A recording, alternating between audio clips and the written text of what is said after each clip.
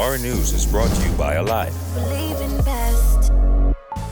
Tonight on Our News, the political blame game begins over a recent spike in COVID cases.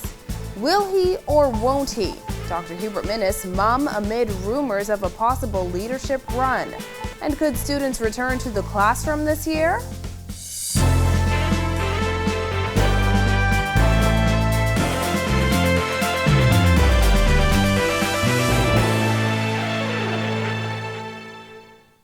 Welcome to Our News and thanks for joining us. I'm Christina Dragovich. Topping news tonight, amid a spike in COVID cases on the Family Islands, free COVID testing will begin on Inagua tomorrow as a part of a pilot program. Opposition leader Dr. Hubert Minnis blamed the current situation on the Davis administration's response since taking office. However, Health Minister Dr. Michael Darville says no one else is to blame than the person who called an early election in the midst of a third wave. Kyle Joaquin reports. We caught up with the health minister outside Cabinet Office this morning, and he said he found it quite interesting that the former prime minister had all that to say when, in fact, he was the one who called the general election in the middle of a pandemic. It is quite evident that election being called in the middle of a pandemic clearly demonstrate that you would have increased COVID cases and death. With the former prime minister blasting the Davis administration's handling of the pandemic during its first month in office as disastrous and incompetent, Health Minister Dr. Michael Darville points to last month's general election, in particular, events held on those islands by the now opposition Free National Movement. We moved immediately to see exactly what's going on in the Family Islands, and to my surprise, things were a lot worse than I even thought I would find. And so, after 4 years, I find it very disingenuous that the former Minister of Health and the Prime Minister could speak about the Family Islands and the fact that they left the healthcare infrastructure in one of the most deplorable states. My job now is to not complain. My job is to go in there, fix the situation, and begin to implement new measures that will begin to control the clusters and prevent community spread. Darville said even when it came to ensuring vaccine supplies didn't run out, the Minnis administration failed in that regard. And so I had challenges when I arrived, and it was not as a result of my fault as far as the vaccine program is concerned. It was a result of the former administration. So if they want to cast aspersions on what we're doing as a result of what they're doing, this is a reality that I found, and the delay in the vaccine should fall at their feet. Free testing, a major promise on the campaign trail by the PLP, soon to be a reality, according to Darville, with a pilot to begin on Inagua tomorrow. Free testing is on the way. As a matter of fact, if everything goes well, our first team, in conjunction with the private sector, will be in Inagua, where we will execute free testing and begin to distribute high-grade medical masks, which is one of your greatest protection to prevent community spread. In the meantime, health teams and officers are on islands like the Berry Islands and Eleuthera trying to tackle a cluster of cases. According to Darville, the root of these clusters appears to be people leaving quarantine and mixing with other residents. There are said to be dozens of Eleuthera residents alone in quarantine. Maintain the isolation and maintain the quarantine. Otherwise, you put the entire community at risk. And this is the reason why, in the initial stages, based on what I've found, I need the support of the Royal Bahamas Police Force until our digital program is rolled out in very short order. The Ministry of Health reported 16 new COVID cases yesterday, 13 on New Providence, 2 on Eleuthera, and 1 on the Berry Islands. Infectious diseases expert Dr. Nikhil Forbes told members of the media yesterday that some islands also have cases that are underreported because they may be using the antigen test instead of the PCR, which is reflected in the Ministry of Health's numbers. That has put up an antenna with our contact tracers that the possibility may exist that more people are doing rapid antigen tests, and the possibility of those rapid antigen tests not being reported by the lab. For Our News, I'm Kyle Joaquin. Well, Dr. Hubert Minnis hit back today, calling the suggestion that he is to blame for the recent surge nonsensical. Berthany McDermott has that angle. The former Prime Minister says he isn't responsible for the recent spike in COVID-19 cases and recommends that Health Minister Dr. Michael Darville follow the science. As for the suggestion that the rise in cases could be linked to the general election, Minnis said it's nonsense. Scientifically, the science is there. Most of the infection would manifest itself within 5 to 6 days, which means that the rallies would have been way before the 16th. But let's just say infection occurred on the 16th. It meant that it would have manifested itself by the 22nd, 23rd. We are now way in October. It does not make scientific sense. On Monday, Consultant Physician Staff Association President Dr. Sabrika Pinder-Butler said the election could have led to the COVID spread on the islands.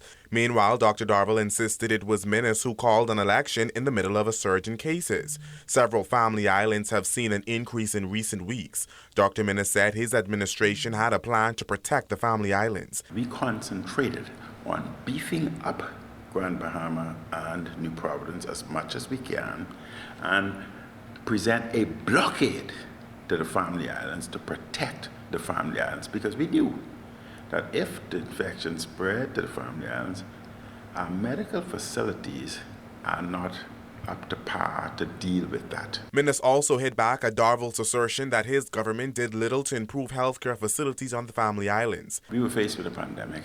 We were faced with Dorian. That set us back. Now, the former Prime Minister had this bit of advice for the Davis-led administration. He said they should beef up contact tracing on those islands that's seeing an increase in COVID-19 cases and make the COVID-19 vaccine more accessible to family islanders. One, contact tracing, so that the facts can be told to the Bahamian populace and stop speaking in silos. Vaccinate as many as possible and monitor individuals who are leaving what we termed the infective zone. Reporting for Our News, I'm Berthany McDermott. The Free National Movement leader also dodging questions about his future as party leader. When asked about the upcoming F&M convention, Dr. Hubert Minnis said on Sunday everyone will hear his future plans from his lips, including whether that will include another leadership run. I won't say much about that. We have a church service on the 24th of this month. We're going to Church of God of Prophecy on East Street. Very outstanding church. I grew up in the area. I used to play in the area. I know the church very well. And I will say certain things there, and I welcome you to be there. I hope you're there so that you would hear it coming from these lips.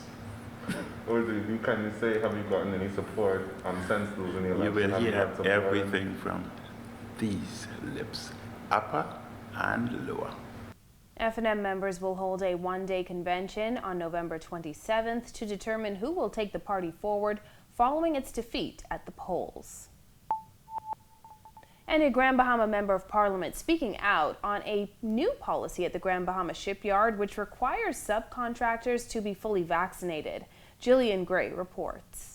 East Grand Bahama MP Kwesi Thompson is demanding that the Grand Bahama shipyard revisit its policy of not allowing subcontractors to test in order to gain access to the property. Thompson says several subcontractors have not been allowed on property because they are not fully vaccinated and testing is not an option. I don't believe that Bahamians should be refused employment without being able to have the option of providing that negative tests, and I most certainly don't believe that it is right for foreign persons to be given those jobs when there are capable Bahamians who are able to have those jobs. The policy, which was implemented on October 1st, shouldn't have caught subcontractors by surprise, according to the shipyard CEO David Scantlebury, who says they gave them 3 months' notice. He insisted the move is best for the business. Our policy is quite clear that our employees are either vaccinated or tested on a weekly basis. All subcontractors have to be vaccinated. So I don't know whether any have been turned away because I'm assuming our subcontractors who were informed 3 months ago of this policy. This isn't something we just landed. Scantlebury said they clarified their position in a letter to the government on Saturday. However, Thompson is calling on the government to intervene as he says this is the only company that is not giving the option of testing. He fears it will place Bahamian jobs in jeopardy, adding he understands that foreign workers are being brought in to fill those roles. I'm also advised that there are about 50 or so subcontractors that this affects, and we are requesting that the shipyard revisit this policy. In a statement issued this evening, Minister of State for Grand Bahama Ginger Moxie says the Grand Bahama Shipyards policy was brought to the attention of the previous administration in June. Therefore, she finds the East Grand Bahama MP's comments disingenuous. She added those who disembark ships at the shipyard are all fully vaccinated, and GB Shipyard's stance is to have a fully vaccinated facility to keep everyone safe. Reporting for our news, I'm Jillian Gray. Thousands of students are still not on the virtual platform, according to Minister of State for Education Zane Lightbourne, who says officials are exploring safe ways to resume face-to-face learning. The attendance level is somewhere around, I think we have about 15,000 children that have not been consistently identified on the system. We're working very closely with the Ministry of Health, who will determine that. And the tour of the islands that the Minister for Health and Wellness has been doing, we've accompanied him, a team from the Ministry of Education. I myself have done some of the southern islands, and we're determining that at this time. And it's very soon, hopefully, as soon as we see the health situation sorted out. The new school year began on a virtual platform due to a spike in COVID-19 cases. Lightbourne says they're very hopeful that face-to-face instruction can resume before the end of the year. Very hopeful. I know that the parents of those children are very concerned because face-to-face is our go-to. That is the way that we can capture all of the students that we know have been missing in the system for the last 2 years, year and a half. And so we want to really get this going as soon as possible, but we want it to be safe. Cooler temperatures around the country today. Greg Thompson has the latest in the Weather Center. Thanks, Christina. Welcome everybody for your first look at weather on this beautiful Tuesday evening outside our studios. Temperatures are comfortable right now. They are near the 80-degree mark with some passing clouds. We'll call it mild. Your winds are out of the northeast, still a bit breezy at 11 knots, and your feels like temperature very comfortable, 83 degrees on the outside. Satellite view, quiet across the area. We do have that frontal boundary hanging out near the central Bahamas. Maybe some isolated showers along that, but all in all, beautiful conditions for the rest of the evening. We could see that continuing through tomorrow. That's your first look at weather. Your extended forecast is still to come. Still to come on our news, the Works Minister pledges to fix infrastructural issues on the property gifted to Olympians. And more vaccines expected in 2 weeks. Find out more after this. Get that glorious internet connection back in business within seconds with the new self-help modem reset. Just follow these very easy steps. Step 1, call 601-2200 or 242-300-2200. Number 2, select option 3. Step 3, select option 2. Step 4, enter your 8-digit account number. Step 5, follow the prompts. It's really that simple. Rev, you and us together.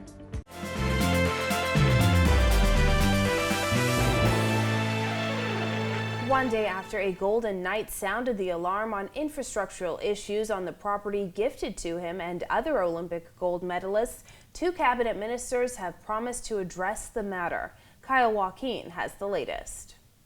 It's a government subdivision, and in any developer of a subdivision has the responsibility of putting in the infrastructure. It's perhaps the worst kept secret. A wrong Works Minister Alfred Sayre says he's now trying to make right. Governments giving the country's Olympic gold medalists land in an area with no infrastructure and every roadblock in the book to get it. Golden Knight Ramon Miller said he couldn't get things like lamp poles and wires installed for power and water supply. I will be taking the proposal for funding.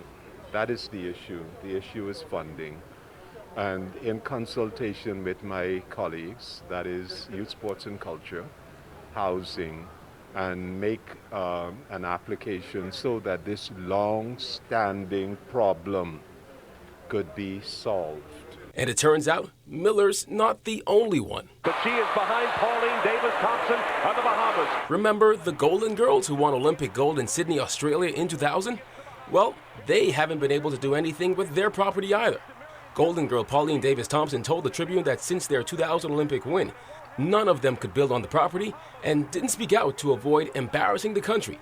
Youth, Sports and Culture Minister Mario Bolek says he fully supports those athletes. I understand their plight and I feel for them and I agree with them. You know, it's been a long time as a country once these athletes have gone out there and supported us and made us look good on the world stage, and we have been able to reward them with a property. By now, we should have had the infrastructure in. Oleg said he will see to it that the issue is resolved. We are a new administration in, and we have made the decision to move forward and assist these athletes. And we can do whatever it takes to make sure that the infrastructure is in a timely manner. Now again, Sears and Boleg both committing to having this matter resolved within this term in office. For Our News, I'm Kyle Joaquin.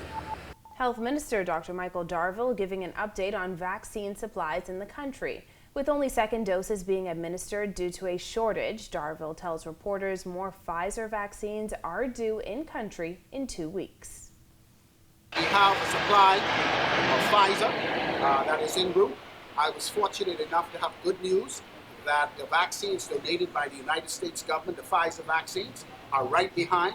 And so the issue as it relates to vaccine is actually working extremely well. I'd like to also say this. I didn't want to. But when I came to office, we realized that the reason why we experienced the delay in the Pfizer from the COVAX facility was because under the former administration, someone forgot to apply. And as a result of that, it pushed us in the back. And so now with negotiations, it'll be here in the first week of November. Thank you. An increase in COVID-19 cases and deaths on the Family Islands could be linked to campaign activity and the general election, according to the president of the Consultant Physician Staff Association. Giorgio Bain has that. President of the Consultant Physician Staff Association, Dr. Sabrika Pinder-Butler, says the recent spike in COVID-19 cases on some family islands is concerning, especially on islands that did not have cases or deaths. She believes the recent uptick can be linked to the September 16 general election, which saw an increase in campaign travel to those islands. It is very plausible for us to potentially correlate it to the time when there would have been more persons coming on the islands. And we knew that we were having campaigning going on at that time. Persons were traveling back and forth from New Providence and other islands, and perhaps even after elections. Several family islands have seen an increase in new COVID cases in recent weeks, even as countrywide numbers have decreased. 689 new cases were reported in a 2-week span this month. 133 of those cases were on family islands, with 43 on Eleuthera and 29 on Long Island. There were also 71 COVID-related deaths during that 2-week period, 2 on Anagua and Long Island, and 1 on Eleuthera, Andros, Mayaguana, and Cat Island. According to Pinder-Butler, the loss of life on the family islands due to COVID is significant, and she believes many residents are choosing to self-medicate rather than seeking immediate medical attention. A lot of persons are doing self-help at home. A lot of persons are not wanting to contact the medical facilities or the clinics, and certainly the hospitals. And so oftentimes, by the time they do present, their conditions are very critical. Pinder-Butler says another frightening factor to consider is the state of healthcare facilities and manpower shortages on many family islands. For persons that might have more moderate to severe illness that might require oxygen, or that might even require hospitalization, we know that we don't have those things there. Pinder-Butler says health officials need to assess these family island cases to establish where the spread is occurring and the extent of illness in patients to determine the right course of treatment. She said tighter restrictions should also be considered. Reporting for Our News, I'm Giorgio Bain. Up next, a Grand Bahama nonprofit takes first prize. We'll tell you how. Plus, UB soccer matches kick off. The details when Our News returns. Get that glorious internet connection back in business within seconds with the new self-help modem reset. Just follow these very easy steps. Step 1, call 601-2200 or 242-300-2200. Number 2, select option 3. Step 3, select option 2.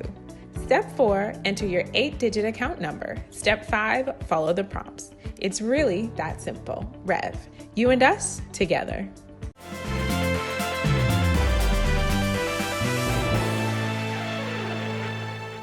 This is Our News. Welcome back. From the shores of Grand Bahama to the world, a nonprofit growing coral at record speeds has received the first ever Earthshot Prize, considered the most prestigious global environment prize in history. There can only be one winner. The winner, and receiving £1 million to scale their solution, is Coral Vita. Our news interviewed Coral Vita's Chief Reef Officer, Sam Teacher, back in July as he explained what the organization has been doing to save the dead and dying reefs of the Bahamas and the world. This was grown in 7 or 8 months. Wow. So instead of 7 or 8 years to grow to this size, 7 or 8 months, and that means we can grow many different species of coral. We can grow them at a much more affordable rate, we can increase the diversity, and it's absolutely incredible to see something take months or years instead of decades or centuries. The Revive Our Oceans Prize was awarded to the most outstanding effort to meet the challenge to repair and preserve our oceans for future generations by 2030. That winner was Coral Vita. This is an idea that Gator and I had while in grad school, and with the Earthshot Prize, we'll now be able to launch massive coral farms in every nation with reefs around the world and kickstart a restoration economy. At the end of the day, though, our jobs shouldn't exist. The best thing to do for reefs is to stop killing them. Each of the 5 winners of the Earthshot Prize received £1 million in prize money and access to a global network to help scale their efforts. Failure is not an option, and the cost of inaction is far greater than funding solutions today. Well, the UB men's soccer team hit the field over the weekend. Marcellus Hall has that and more tonight in sports. All right, thanks a lot, Christina, and welcome to our sports, everybody. I'm Marcellus Hall. The shutdown of local leagues has really put a hurting on the UB athletics program. After all, they compete in a lot of those leagues to try to stay in shape. So far, though, they've been trying to get themselves back in action by taking some international trips. Our UB men's soccer team abroad this past weekend, here's how they did. Playing in their first match in almost 2 years, UB men's soccer team losing to Johnson University 3-0. To open their 2021-2022 soccer season. Johnson University playing in its 9th game of the year, proving to be too much for the young Mingo squad. The Mingos did put up quite a fight, traveling with a team made up mostly of freshmen and sophomores, playing their first intercollegiate match. Despite traveling with only 12 players, UB did hang tough. Now the men's soccer team dropped their second game of this 2-game swing at Johnson University in Orlando. They lost 2-0 in that one, and again, Coach Marlings saying Saturday's game was a much better match for the Mingos as he saw improvements from the game before. On to some NFL news as the NFL season continued last night with Monday Night Football. Pretty good game here between two very, very good teams. Looking at what went down, you had a great matchup here between the Bills and the Titans. Titans at home, riding the services of the big man Derrick Henry, as he showed up big time in this one, having a great matchup, going to win it 34-31, ends up being your final score. Both teams now at 4-1, but like we said, it was all Derrick Henry in this game as he ran over the entire defense. Henry with 20 rushes for 143 yards, including a 76-yarder for a touchdown, and that would be just enough for Tennessee to hold on to get the win. And there it is, your Look at Sports for you here on this Tuesday. I'm Marcellus Hall. Back to you. Thanks, Marcellus. When our news returns, New Horizons students save up for a worthy cause. Stay with us. Get that glorious internet connection back in business within seconds with the new self-help modem reset. Just follow these very easy steps. Step 1, call 601-2200 or 242-300-2200. Number 2, select option 3. Step 3, select option 2. Step 4, enter your 8-digit account number. Step 5, follow the prompts. It's really that simple. Rev, you and us together.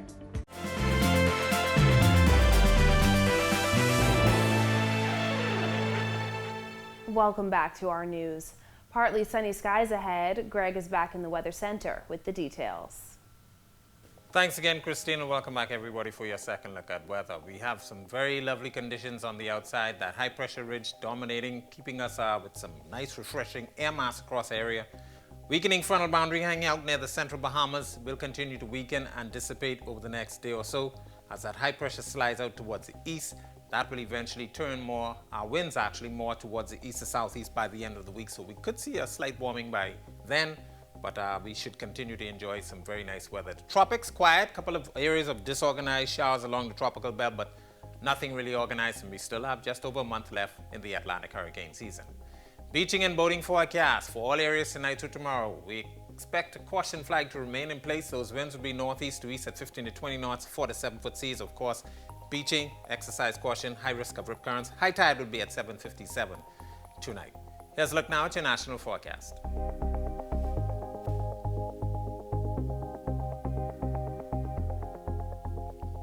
A look now at your extended forecast through Sunday.